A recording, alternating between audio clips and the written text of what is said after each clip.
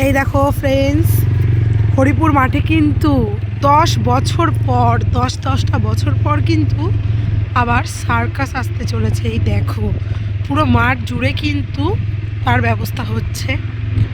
তো আমি তো অবশ্যই আসবো, তোমরা কারা কারা আসবে অবশ্যই একটু কমেন্টে আমাকে জানিও। দেখো পুরো মাঠটাই কিন্তু প্রয়োজন, এখান দিয়ে যাওয়া যাবে না মনে হচ্ছে, যাওয়া যাবে না এখান দিয়ে।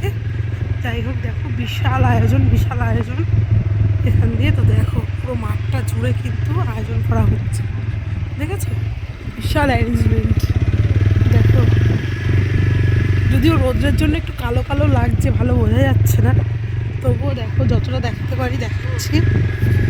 দেখো দেখো কত মাটি খোঁড়া হচ্ছে, বাবারে বাবা। এই জায়গাগুলো মানে রড ঢোকানো হবে বলো ভাই। এই দেখো এতটা কিন্তু একদম গর্ত।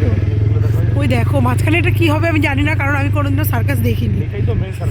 এটা দেখো এটা নাকি মেন সার্কাস, আমি তো জানি না, তোমরা যারা দেখেছো তারা তো অবশ্যই জানো। দেখো পুরো মাঠটা জুড়ে, আমরা কিন্তু ওই সাইডটা দিয়ে এলাম, আর হরিপুর মাঠটা তো বিশাল বড়।